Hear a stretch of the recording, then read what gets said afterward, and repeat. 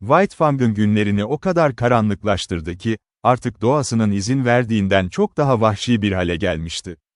Vahşilik zaten onun yapısının bir parçasıydı. Ama bu şekilde gelişen vahşilik, o yapının çok ötesine geçti. İnsan hayvanlar arasında kötü bir ün kazandı.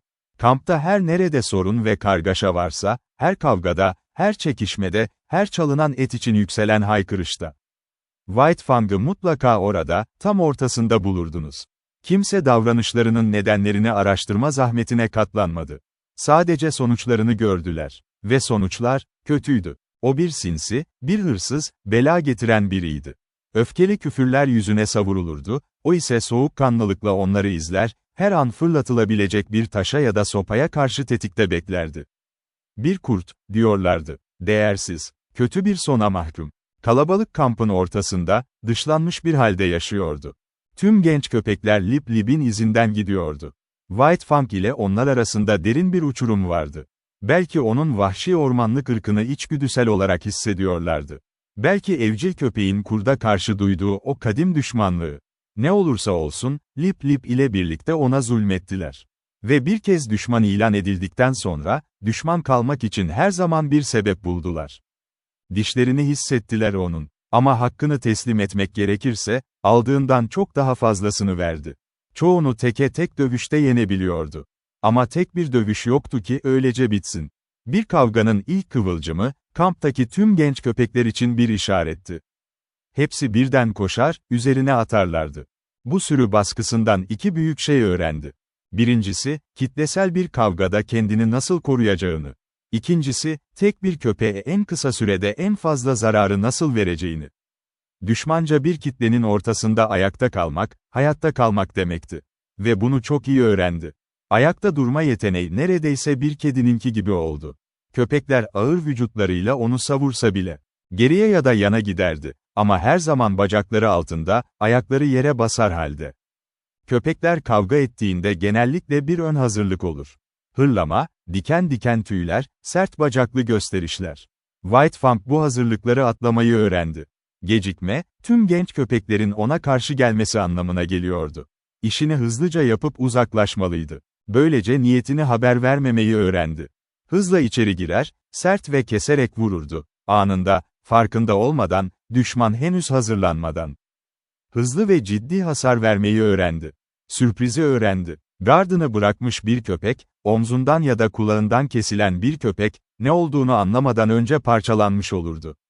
Bir köpeği sürpriz şekilde devirmek şaşırtıcı derecede kolaydı. Ve devrilen bir köpek, her zaman o kritik anlık açıklığı verirdi.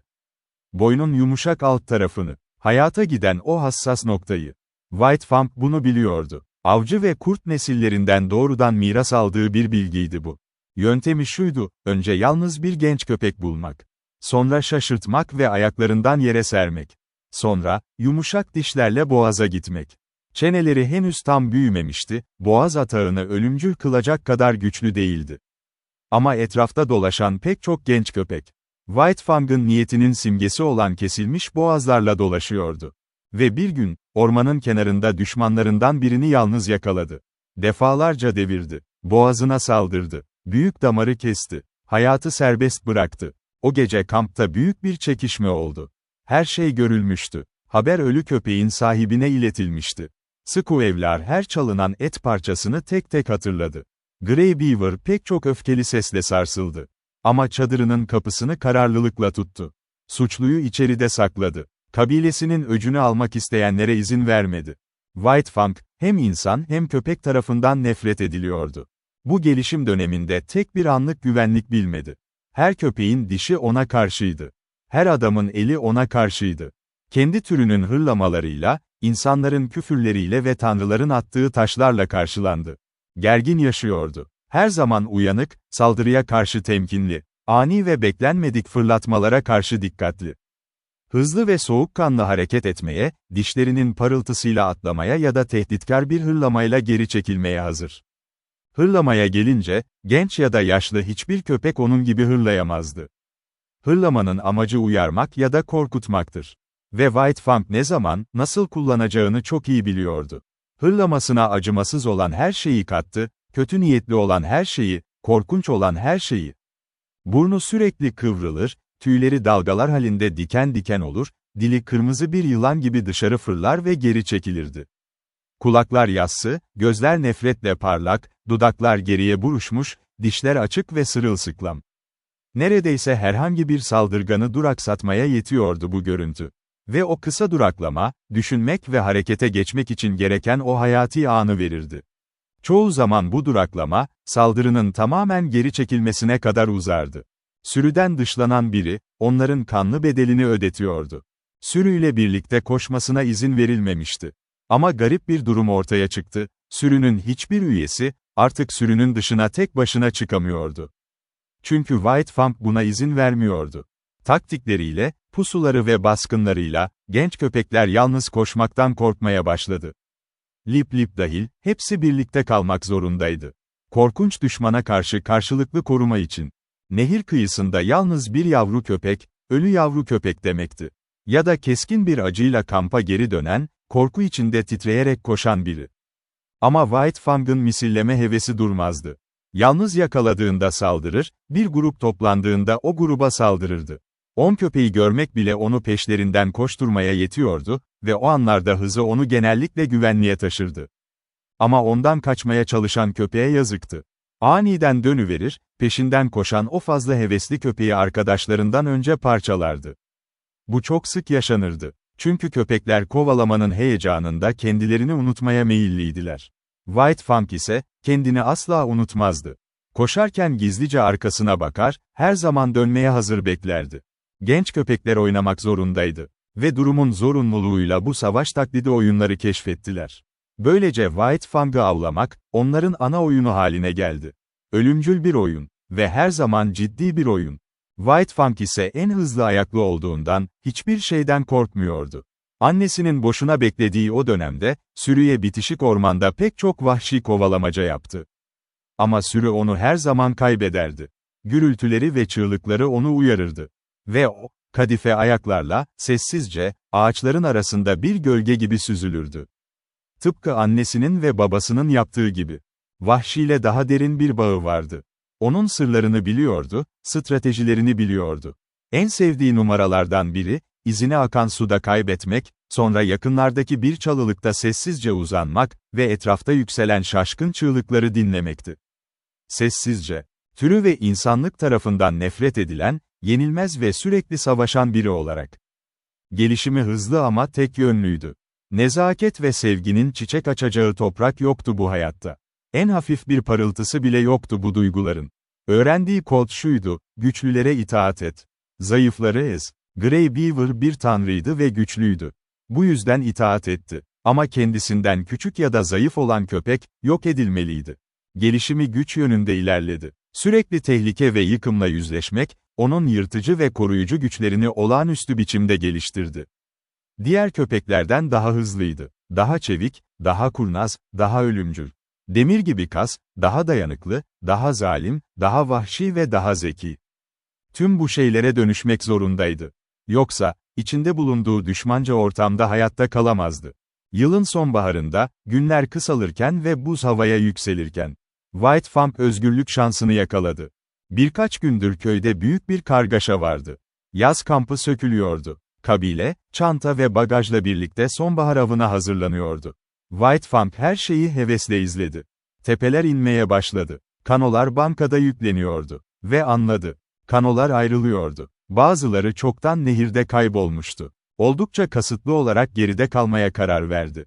Fırsatını bekledi. Ormanın içine süzüldü. Akan derede, henüz oluşmaya başlayan buzun altında izini kaybettirdi. Sonra yoğun bir çalılığın kalbine sürünerek uzandı. Ve bekledi. Saatler geçti. Aralıklı uyudu. Sonra, Grey Beaver'ın ismiyle çağıran sesi onu uyandırdı. Başka sesler de vardı. Grey Beaver'ın kadını Kulu Koh'un sesi. Ve oğlu Mitsah'ın sesi. White Fang korkudan titredi. Çıkma dürtüsü içinden geliyordu. Ama direndi. Bir süre sonra sesler kesildi. Ve sessizliğin ardından, projesinin başarısının tadını çıkarmak için sessizce dışarı çıktı. Karanlık geliyordu. Bir süre ağaçların arasında oynadı. Özgürlüğün zevkini aldı. Sonra, oldukça aniden, yalnızlığın farkına vardı. Durdu. Ormanın sessizliğini dinledi. Ve bu sessizlik onu rahatsız etti. Hiçbir şey hareket etmiyordu. Hiçbir ses yoktu. Uğursuz görünüyordu. Tehlikenin gizlendiğini hissetti, görünmez ve tahmin edilmemiş. Yükselen ağaçlardan şüphelendi. Karanlık gölgelerden şüphelendi. Sonra, soğudu. Sarılacak sıcak bir çadır yoktu burada. Dondurucu soğuk ayaklarına işledi. Önce bir ön ayağını kaldırdı, sonra diğerini. Kuyruğunu örtü gibi üstüne kıvırdı. Ve tam o anda bir görüntü belirdi zihninde. Kampı gördü. Tepeleri gördü. Ateşlerin alevlerini. Kadınların tiz seslerini duydu, erkeklerin derin seslerini, köpeklerin hırlayışlarını. Ve açlık hissetti. Kendisine fırlatılan et ve balık parçalarını hatırladı. Burada et yoktu. Sadece tehditkar ve yenilmez bir sessizlik vardı. Kölelik onu yumuşatmıştı. Sorumluluksuzluk onu zayıflatmıştı. Kendi kendine nasıl yeteceğini unutmuştu. Gece etrafında genişledi. Duyuları, kampın uğultusuna ve hareketine, sürekli görüntü ve seslere alışmıştı. Şimdi boş bırakılmışlardı. Yapılacak bir şey yoktu. Görülecek bir şey yoktu. Duyulacak bir şey yoktu. Sessizliğin derinliklerini yakalamaya çalıştılar. Doğanın hareketsizliğini. Ve bu hareketsizlikten, korkunç bir şey yükseliyordu. Büyük bir korku başladı. Devasa ve biçimsiz bir şey hızla geçti görüş alanından. Aydan fırlayan bir ağaç gölgesiydi, yüzünde bulutlar dağılmıştı. Hafifçe inledi, sonra iniltisini bastırdı. Gizlenen tehlikelerin dikkatini çekebileceğinden korktu. Gecenin serinliğinde büzülen bir ağaç, yüksek bir çıtırtıyla gerildi. Tam tepesindeydi. Korkuyla bağırdı. Panik sardı onu. Ve deli gibi koştu, köye doğru. Koruma istiyordu. İnsan arkadaşlığı istiyordu. Burun deliklerinde kamp dumanının kokusu vardı. Kulakları kamp seslerini ve çığlıklarını duyar gibiydi. Ormandan çıktı. Ay ışığına çıktı. Ne gölge vardı ne de karanlık. Ama köy yoktu. Unutmuştu. Köy, gitmişti. Vahşi uçuşu aniden durdu. Kaçacak bir yer yoktu. Sessizce çekildi. Terk edilmiş kampta üzgünce dolaştı. Çöp yığınlarının kokusunu aldı. Atılmış paçavralar. Tanrıların bıraktığı etiketler. Fırlatılan taşların şırıltısından memnun olurdu şu an. Grey Beaver'ın öfkeli elinden inen bir darbeden bile. Lip Lip'ten ve o hırlayan, korkak sürüden bile memnun olurdu. Grey Beaver'ın çadırının durduğu yere geldi. Merkezi yere oturdu. Burnunu aya doğrulttu. Boğazı kasıldı. Ağzı açıldı. Ve kalbi kırık bir uluma yükseldi boğazından, yalnızlığını, korkusunu, Kiş için duyduğu özlemi, geçmişteki tüm acıları taşıyan, geleceğin tehlikelerine duyduğu kaygıyı içeren bir uluma. Hayatında ilk kez söylüyordu bunu. Uzun, tam boğazlı, hüzünlü bir kurt uluması. Gündüzün gelişi korkularını dağıttı. Ama yalnızlığını artırdı. Az önce bu kadar kalabalık olan o çıplak toprak şimdi bomboştu. Yalnızlık daha ağır basıyordu üzerine. Kararını vermesi uzun sürmedi. Ormana daldı. Nehir kıyısını takip ederek dere boyunca koştu. Bütün gün koştu. Dinlenmedi. Sanki sonsuza dek koşmak için yaratılmıştı. Demir gibi bedeni yorgunluğu görmezden geldi. Ve yorgunluk geldiğinde bile, mirasındaki dayanıklılık onu ayakta tuttu. Şikayet eden bedeni, ilerletmeye devam etti. Nehir dik kayalıklara savrulunca, yüksek dağlara tırmandı. Ana nehre dökülen dereleri ya aştı ya da yüzerek geçti. Oluşmaya başlayan kenar buzlarına uyum sağladı. Buz gibi akıntılarda hayat mücadelesi verdi. Hep aynı şeyi arıyordu, tanrıların izi. Nehirden ayrılıp iç kesimlere ilerleyebileceği bir yol. Whitefang türünün ortalamasının ötesinde zekiydi. Ama zihinsel yapısı, Mackenzie'nin öte yakasını kucaklayacak kadar geniş değildi. Tanrıların izi o tarafa mı gidiyordu? Aklına hiç gelmedi. Belki ileride, daha çok seyahat ettiğinde, yaşlandığında, yolları ve nehirleri daha iyi öğrendiğinde, böyle bir olasılığı kavrayabilirdi. Ama o zihinsel güç henüz gelmemişti. Şimdilik sadece kendi Mackenzie kıyısından körü körüne hesaplamalar yapıyordu. Bütün gece koştu. Karanlıkta tökezledi, engellere takıldı. Yavaşladı ama durmadı. İkinci günün ortasında 30 saattir kesintisiz koşuyordu. Etinin demiri çöküyordu. Onu ayakta tutan, zihninin dayanıklılığıydı. 40 saattir yemek yememişti. Açlıktan zayıftı. Buzlu sularda defalarca ıslanmakta etkisini göstermişti. Kalın ceketi sürüklenip gitmişti. Geniş ayak tabanları morarmış ve kanıyordu. Topallıyordu. Ve topallama saatler geçtikçe artıyordu. Dahası, gökyüzü kararmıştı. Kar yağmaya başlamıştı. Ham, nemli, eriyen, yapışkan, kaygan bir kar. Ayak altında kayıyordu. Manzarayı gizliyordu. Zemindeki eşitsizlikleri saklıyordu. Her adım daha zor, her adım daha acı vericiydi.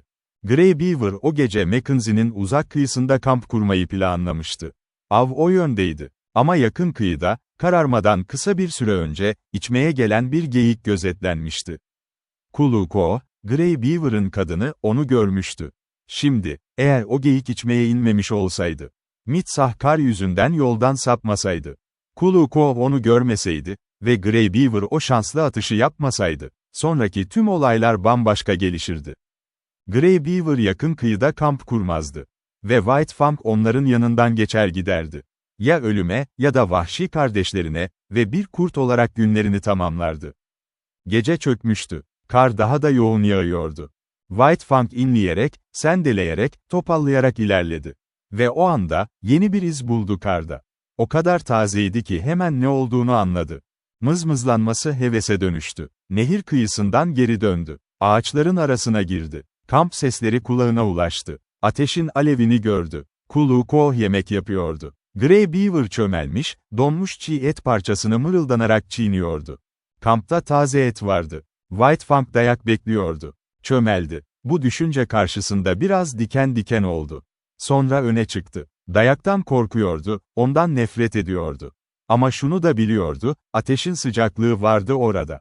Tanrıların koruması vardı. Köpeklerin arkadaşlığı vardı. Düşmanca da olsa, bir dostluk vardı. Ve sosyal ihtiyaçlarını karşılıyordu. Ateş ışığına doğru sürünüp irkilerek geldi. Grey Beaver onu gördü. Donmuş eti çiğnemeyi bıraktı. White Fang yavaşça süründü, irkildi, yalvardı. Aşağılanmanın ve teslimiyetin en derin noktasında. Doğrudan Grey Beaver'a doğru ilerledi. Her santim daha yavaş, her santim daha acı vericiydi. Ta ki, efendisinin ayaklarının dibine uzanana kadar. Kendini teslim etmişti. Bedeni ve ruhuyla, gönüllü olarak. Cezayı bekledi, titredi. Yukarıda bir el hareketi hissetti. Gelen darbeyi bekliyordu. İstemsizce irkildi.